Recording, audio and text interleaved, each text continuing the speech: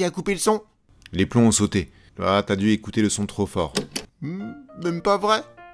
D'ailleurs, pourquoi le son a besoin d'électricité? Quand je parle, y a pas d'électricité. Parce qu'il y a de l'air. Bah, le son ça vole? Presque. En fait, c'est une onde. Pour comprendre, prenons l'exemple d'une goutte d'eau qui tombe dans l'eau. Quand elle tombe, elle forme des ondulations. C'est ce qu'il se passe avec le son dans l'air, ou n'importe quelle matière. Colle ton oreille sur le meuble, et maintenant je vais frapper dessus. Ah oui? J'entends l'intérieur du meuble, et c'est plus fort que quand je me décolle? Oui, parce que le son se déplace plus vite dans un solide que dans l'air, et pas du tout dans le vide. Mais je vois pas d'ondulation sur la table. Parce qu'elles sont minimes et ne sont pas perceptibles pour nous. Nous allons faire une expérience avec le couvercle d'une boîte à chaussures, un rouleau de papier toilette et du papier calque.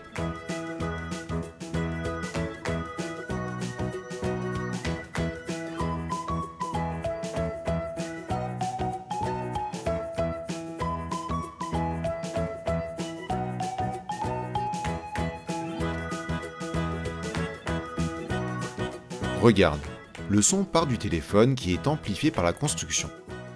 Tu ne vois pas le papier calque bouger. Pourtant, si je mets du sable, ça bouge.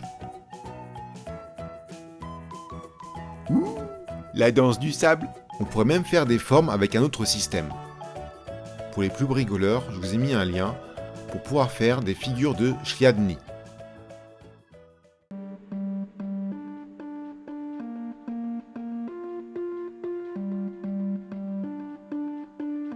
Ernst Chladni est le fondateur de l'acoustique moderne, la science du son. Il avait la volonté de représenter graphiquement un son.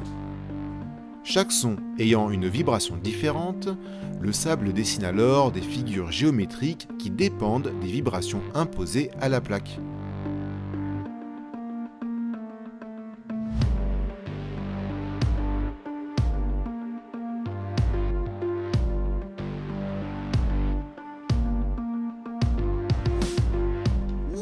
C'est trop joli.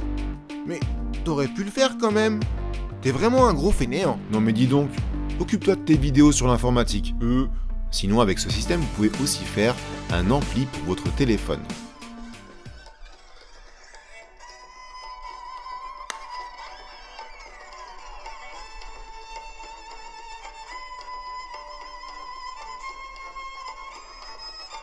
Mais tu ne réponds pas à ma question pour l'électricité.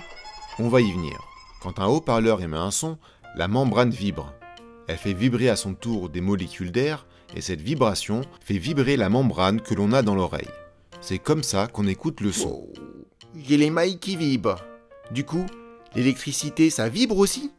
Le courant électrique va alimenter un amplificateur. Ce dernier va transmettre la musique en un signal électrique, une onde électromagnétique, jusqu'à l'haut-parleur. Pour comprendre, on va se faire un téléphone. Super! Tu pourras m'installer 2-3 jeux? Hein? Mais on va utiliser des gobelets et du fil alimentaire. Moi qui pensais que tu allais m'offrir un smartphone pour mon anniversaire. Ton anniversaire? Mais on a débuté la chaîne il y a 7 mois. Peut-être, mais la première fois que tu m'as utilisé, c'était sur un clip. On peut revenir à nos moutons? Pff. Non mais reviens! Bon, ben on va continuer sans lui. Alors, vous attachez les fils dans les gobelets. Et vous le tendez bien pour que le son passe par le fil. Écoute, maman est près de toi. Mais t'es qui, toi? Faut lui dire, maman, c'est quelqu'un pour toi. Non mais tu m'as pris pour un répondeur? Face de banane. C'est pas Thérèse? Non? C'est une nouvelle? Comment tu t'appelles? Chaussette. Je m'excuse, Chaussette. Joyeux anniversaire, Chaussette.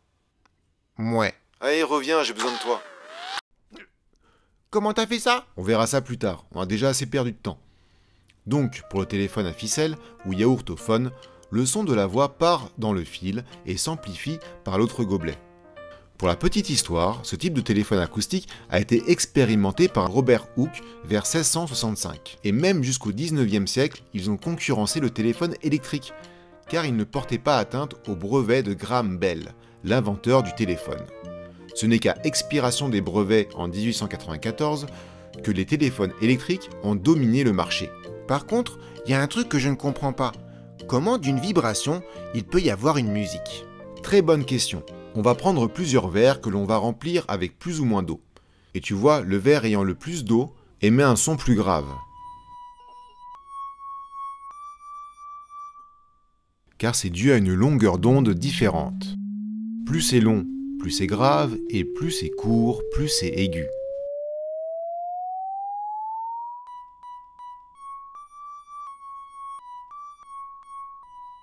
Hein? Mais je reconnais! On peut faire la même chose avec du bois, du métal, des pailles, mais on parlera des instruments de musique une prochaine fois. Trop bien! Si l'épisode vous a plu, partagez, mettez un pouce bleu, abonnez-vous si ce n'est pas déjà fait, et suivez-nous sur les réseaux sociaux. Voilà, vous pouvez éteindre Internet et commencer une activité avec des bouts de ficelle. À la prochaine!